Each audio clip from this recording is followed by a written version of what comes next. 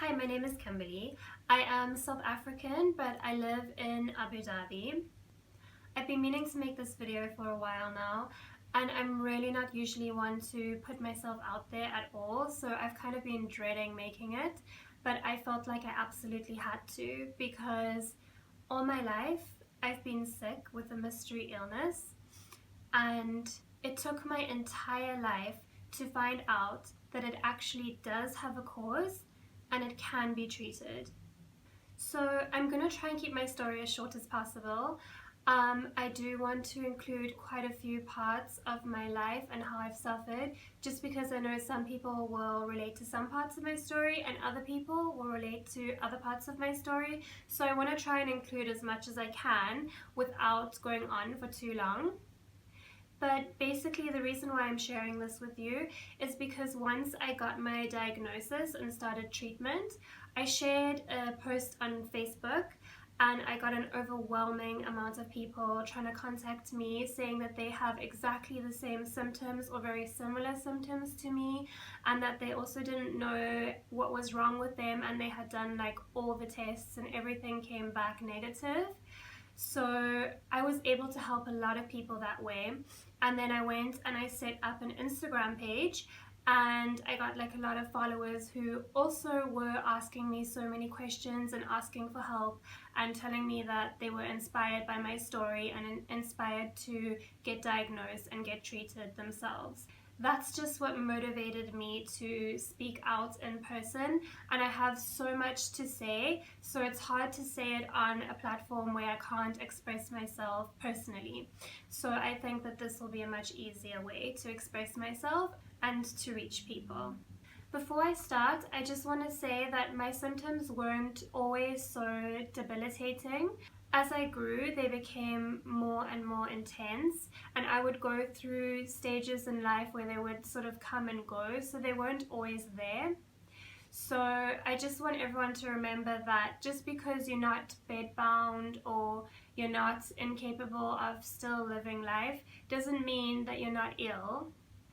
So if you've ever felt like something's just not right with you, or you've just felt misunderstood or isolated or anxious because you feel like you just don't feel normal physically, then keep watching. So I grew up in a city called Cape Town in South Africa, and I grew up on the mountains, and there was like a big sand dune behind us, and there were like lots of animals that lived behind our house.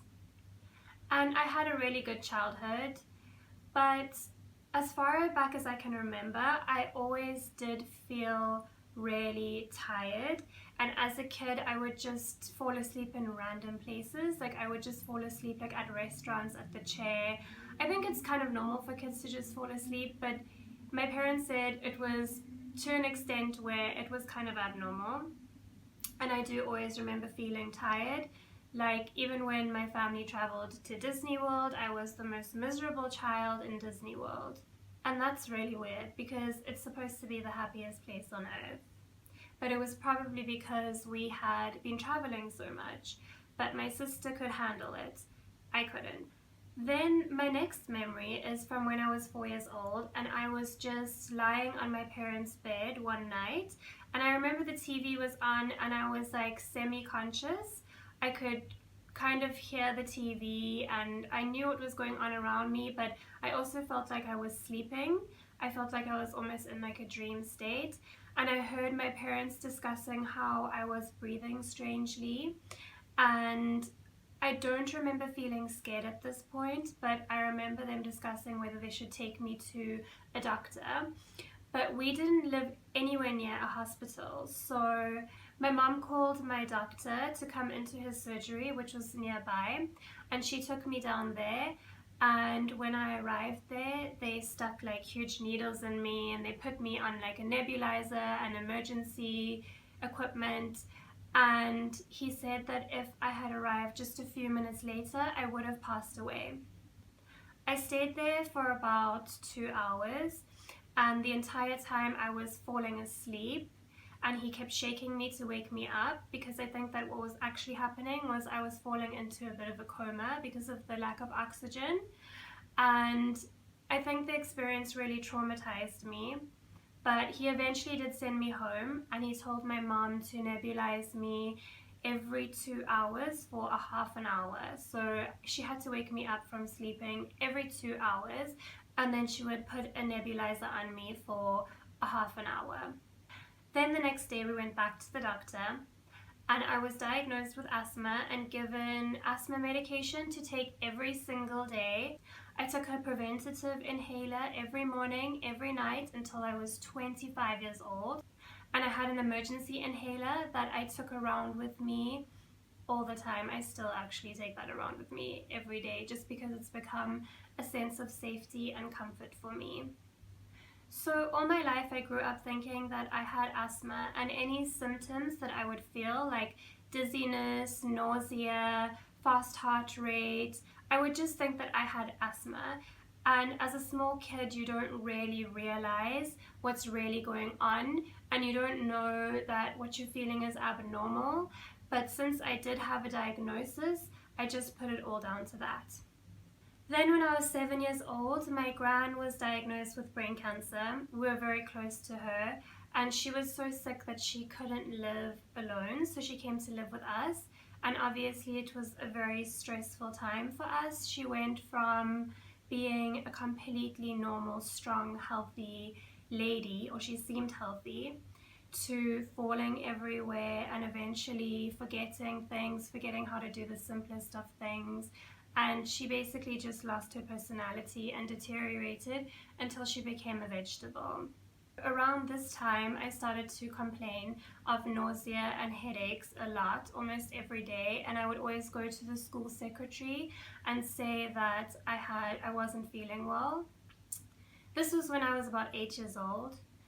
So my mum booked an appointment with one of the best professors in the city. He was like an asthma allergy professor, and he did some tests on me and they obviously came up abnormal.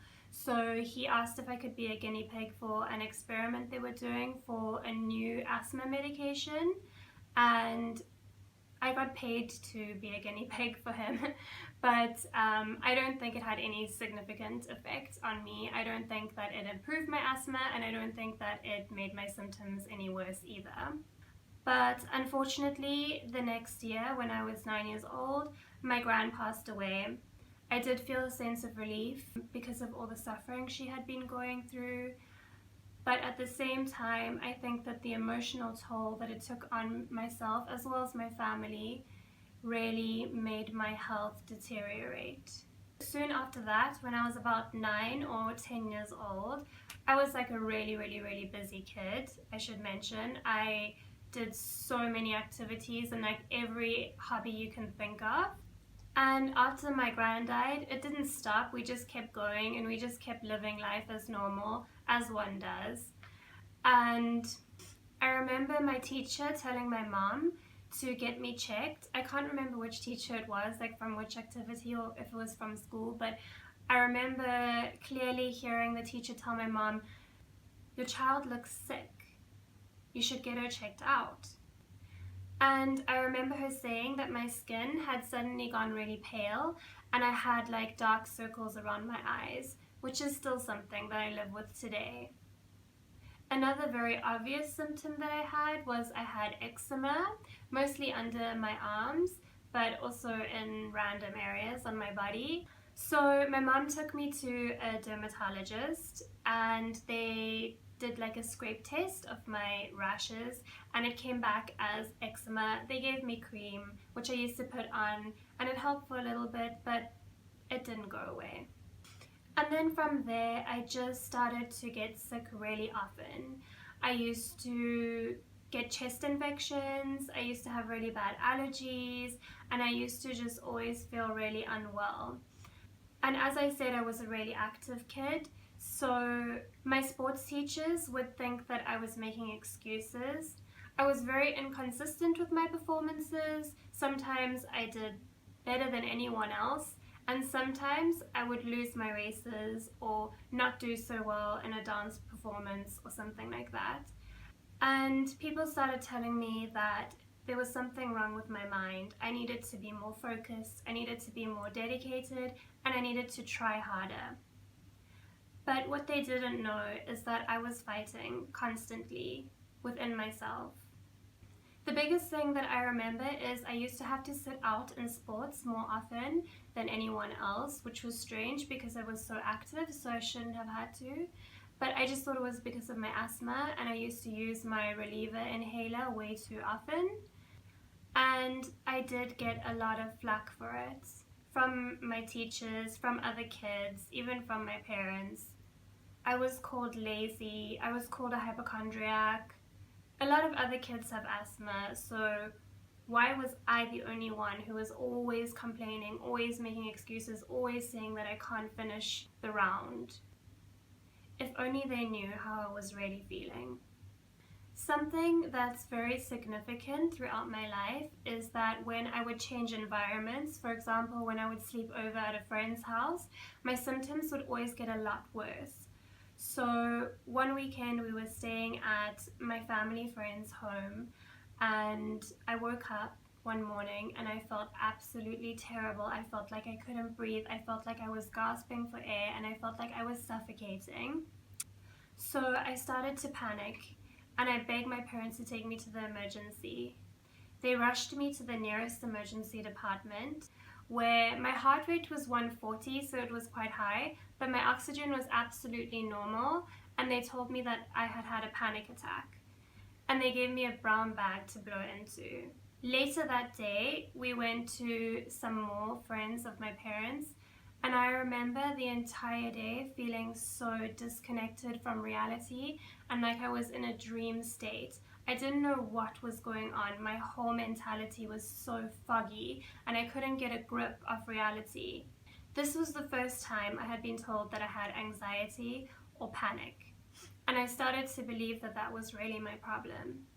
From then on, I had to take a paper bag to school every day just in case I had a panic attack. And I remember really soon after we had to do a maths test, and I just could not handle the pressure, and I just freaked out, and I wanted to take my paper bag out of my desk, but I was too embarrassed, so I burst into tears. And I was scared that my teacher thought that I just couldn't do the maths test and that I was making excuses. But I think that that was just in my head. She could clearly see that there was something wrong. So she took me out of the classroom and she asked me, "What is wrong?" She told me she could see a huge change in me. She told me she saw a huge change in my attitude, just everything about me. And she asked me, "Is it maybe something at home? Is it maybe something with your friends? What's wrong?" And I was just crying. And I said, I don't know what's wrong. And I really didn't know what was wrong. And then she asked me, "What are you scared of?" And I told her, "I'm scared of passing out." But the truth was, I was terrified that I was dying. This was when I was only 12 years old. But I wasn't sure where this intense fear was coming from, and this intense fear of death, and just a feeling of not feeling right at all, and all the physical symptoms that came along with it.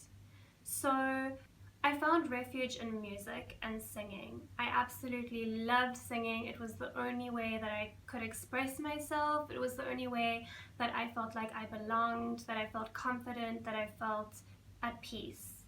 So in high school, I took music as a subject, and I did singing as my instrument, and I would have to do regular singing exams. But because my concentration in class was so bad, and because I was such a fidgety student, I didn't do so well on the music theory side. I couldn't really get a grasp on it. This was a theme throughout my high school experience. I used to get really good grades in junior school, and they started to slip in high school. I wasn't really bothered by it at all, but the teachers seemed to be really bothered by it because they kept telling me that I had so much potential, I could be top of the class, and I wasn't trying enough, and for some reason they thought that it was just my attitude that was getting in the way, and they thought that I was choosing not to concentrate. But actually, I found it extremely hard to focus, and my brain was still in a dreamlike state. My singing teachers gave me a really hard time, and when it came to exam time and I had to sing, often my voice was gone from a hoarse throat and my sinuses were completely blocked, so I couldn't sing properly. The breathing issues also factored in here quite majorly. But once again, my teachers thought that I was just making excuses for myself. I don't know why I would have had to make an excuse for myself, but that seemed to be the common theme.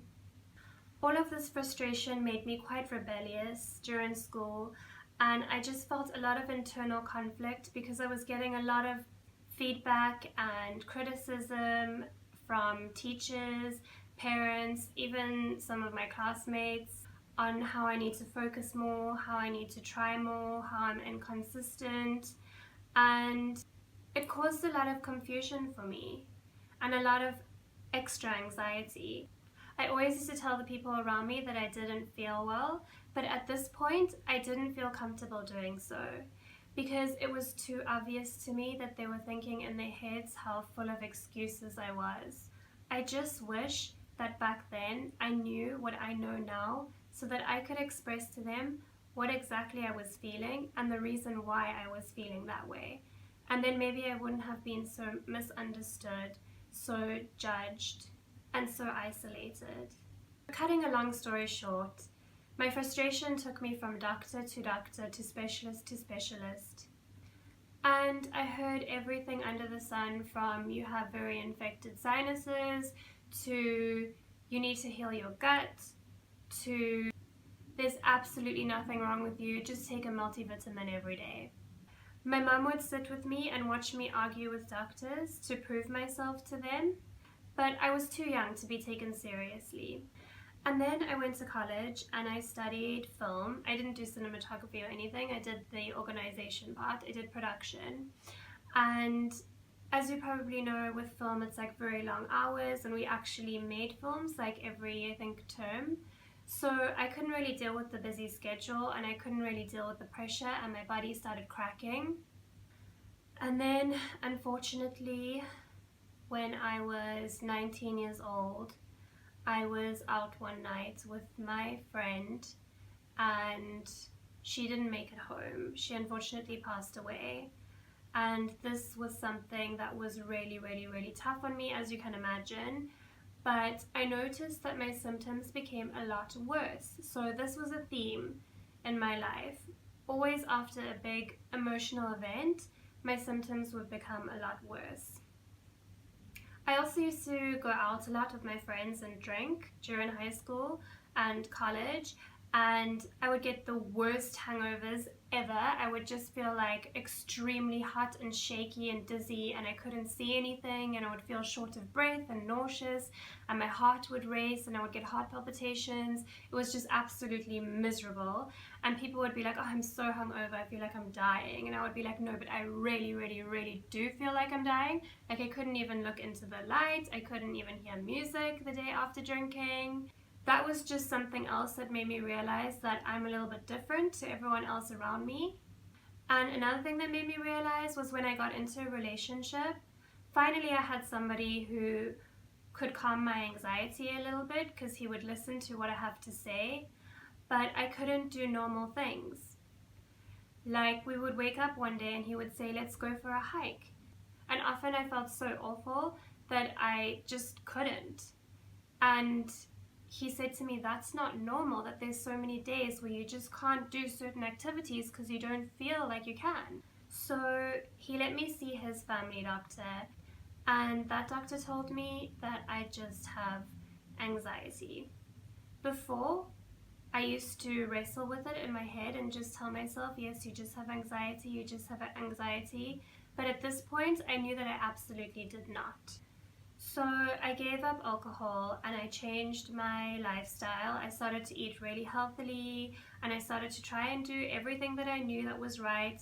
I was on Google a lot looking for solutions, and it still didn't help. And I remember telling Ross, who's my partner, I just feel like every day I'm fighting. And when he gave me a strange look, I had to explain to him, I feel like I'm literally just fighting to survive.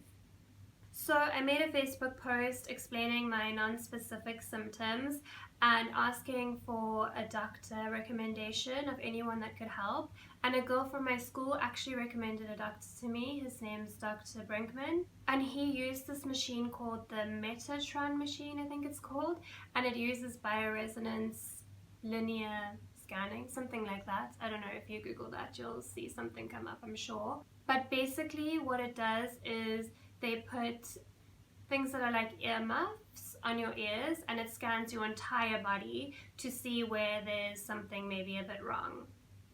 What he found was that I did have a lot of bacteria in my gut. I think it was H. pylori, so I was treated for that, and that really helped. He also found that my thyroid and my liver and my adrenals were a little bit sluggish, but nothing that would show up on any medical tests or anything. So he gave me supplements to help those. And he also put me on a diet where I cut out gluten, I cut out sugar, and I juiced a lot. And this really helped me. I wasn't 100% better, but I felt a lot better than I did before. So then I moved to Abu Dhabi, and I was feeling kind of okay for about 6 months. I still had days of very heavy fatigue. I still had days where I questioned what on earth was wrong with me, but I was coping. But that didn't last for long. I came back to Cape Town just for a little while, and unfortunately I had to witness something extremely tragic and traumatic, where my father passed away in front of my eyes. Now, something that I must mention is that my father used to complain of very similar symptoms to me. And I watched exactly how he died. There is no explanation for it. They did do an autopsy and they said that his heart was enlarged, but that still doesn't explain anything. As you can imagine, after that, my health just deteriorated. And I came back to Abu Dhabi and went to every single doctor and specialist I could think of. I was taking action. I went to a Chinese medicine doctor, I went to a homeopath, I went for cognitive behavioral therapy, I did an MRI scan, I did an endoscopy, I did every single blood test you can imagine. I went to a vascular surgeon, I saw over 4 cardiologists, because whenever they would tell me that everything's okay, I didn't believe them. I went to an ENT, I went to a pulmonologist, I did x-rays. Basically, I did everything there is to do under the sun to discover what on earth was wrong with me. And I spent a lot of money trying to find out why I was feeling so absolutely hideous. The general consensus from about 4 of the doctors was that I had chronic fatigue syndrome. This was something that I had heard of before from doctors and also from Google, because I did a lot of research on Google, but I wasn't willing to accept that I had such a non-specific illness.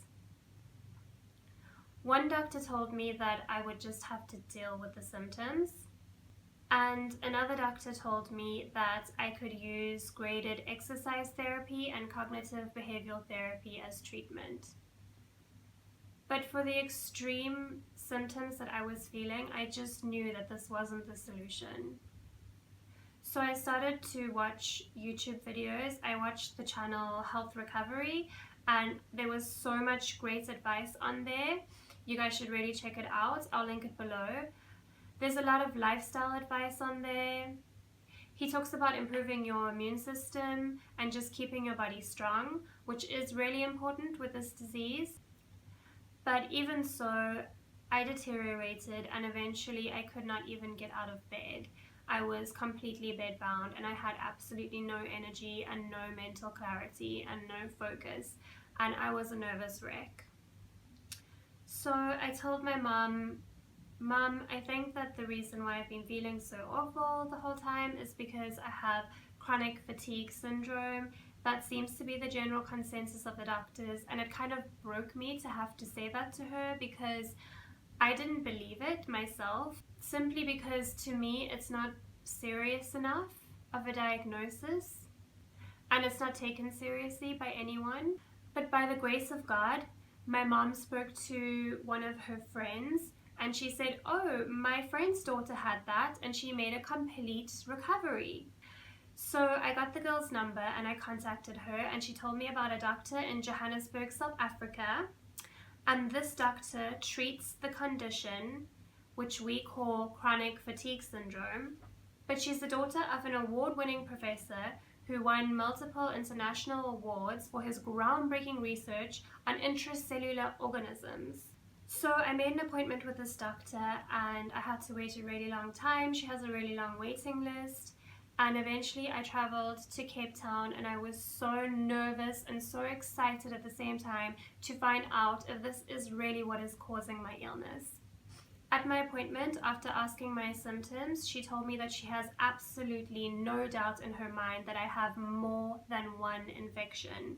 She hadn't done any tests yet or anything, but she said that it's absolutely impossible for someone with my symptoms to not be infected by not one, but more than one infection.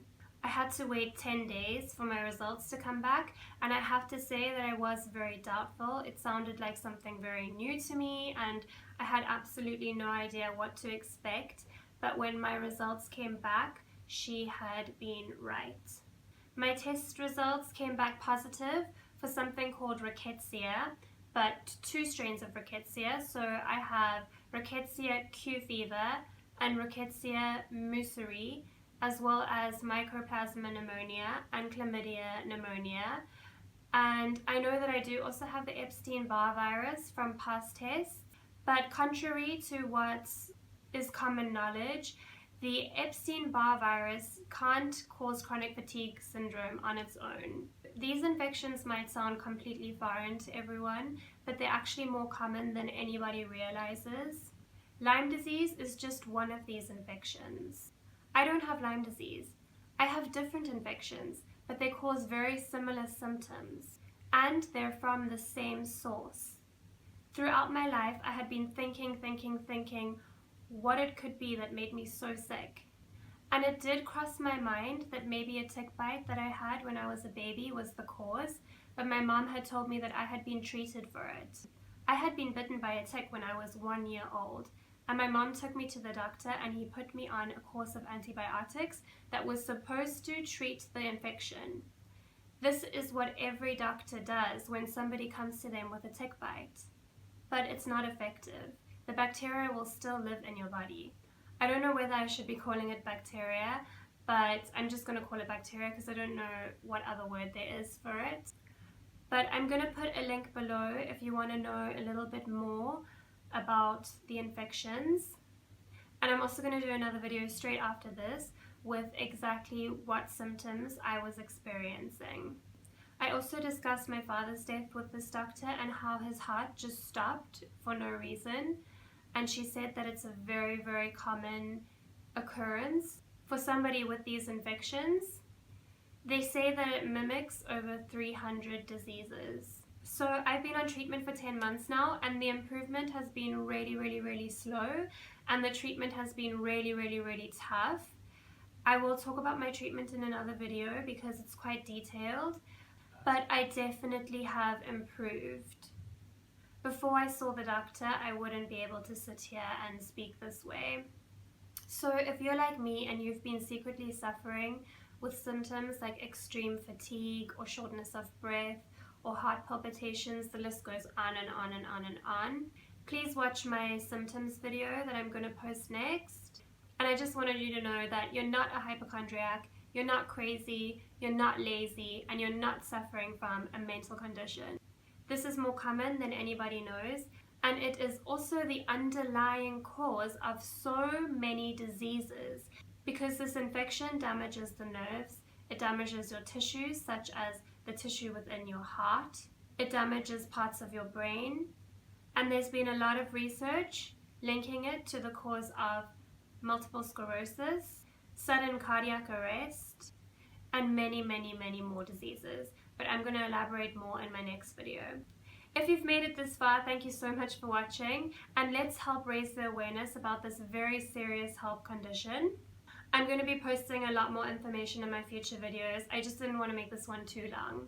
Bye!